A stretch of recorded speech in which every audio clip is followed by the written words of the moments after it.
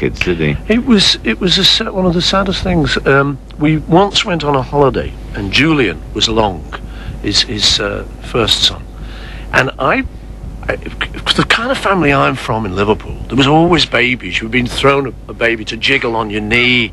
It wasn't anything precious. It wasn't an ice object. It was, oh, all right, you know, you just got slung a baby, and we were very tactile. I think my family are very. I always imagine it like a bit of an Italian kind of thing. Your mum, I mean, everyone was all this sort of thing. John didn't know that, and I didn't realise any of that till much later in our relationship. We didn't talk about it. You don't talk about that stuff when you're teenage and you're in a group. It's later you sort of, and I discovered sort of a lot of reasons for John's behaviour much later in our relationship. But we were on this holiday, and I would be bored with the adults, because, you know, they're just sitting around getting drunk or whatever, you know, it's just fun. For a while, I'd get bored, so I'd go off with Julian, and we would be on a boat, and I'd be like, okay, now I'm a pirate, and you're just an Indian, and I'm going to get you. Okay, and I'd just go into the fantasy world, and he'd go, okay, and so the two of us would be running around this boat and stuff with all the adults in the next door, you know. And John saw this once, and he came up to me. He said, "How do you do that?" And I felt like crying, you know. It was like, God, you know, I can't tell you. It's just years of having babies thrown at me, or being a kid, or playing with kids, or having, you know, I had no kids of my own at the time. But it was just something my family taught you. Whereas his, with his dad leaving home when he was 3, and his mum not living with him.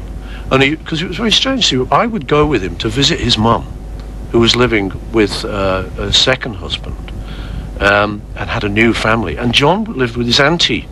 So I would be John's moral support. When we'd go together, we'd see his mum, and he idolised his mum.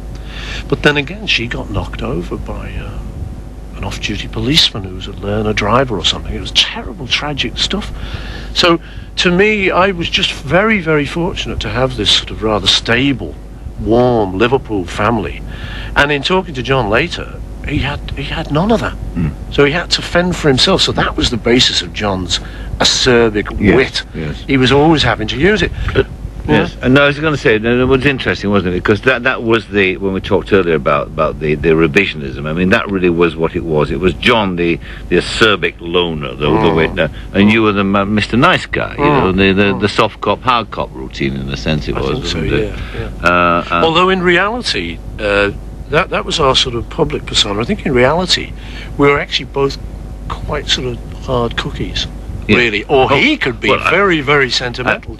I mean, you obviously were hard cookies. I mean, John, of course, was sadly murdered. But I mean, I think one of the most sort of extraordinary things reading this book as well is how you survived. I mean, and I just mean survived intact, because nobody reasonably intact, but like most of us, but nobody could. You see, this thing about the Beatles is quite phenomenal in the sense that nobody's ever been through what you went through.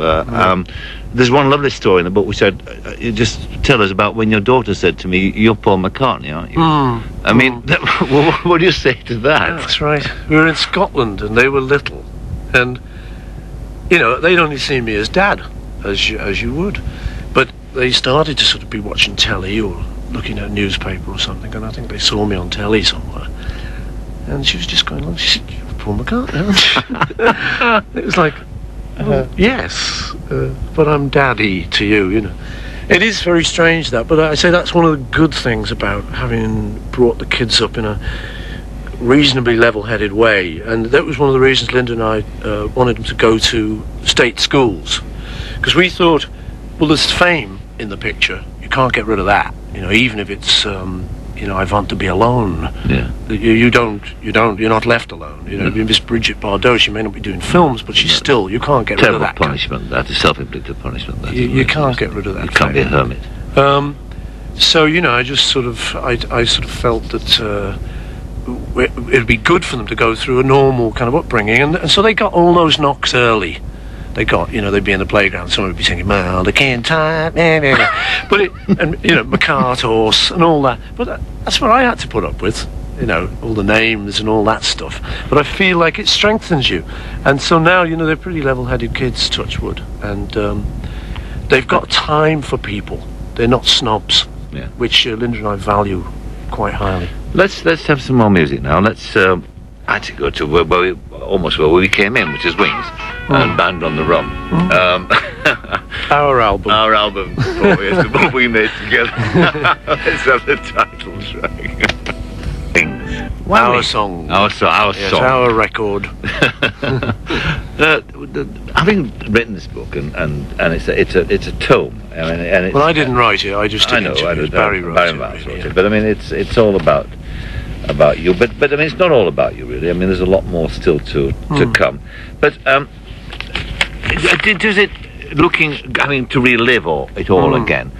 Does it make any kind of sense to you? I mean, there's a mystery at the centre of it all, as we said earlier. I mean, you and John in that area coming together, creating this extraordinary team.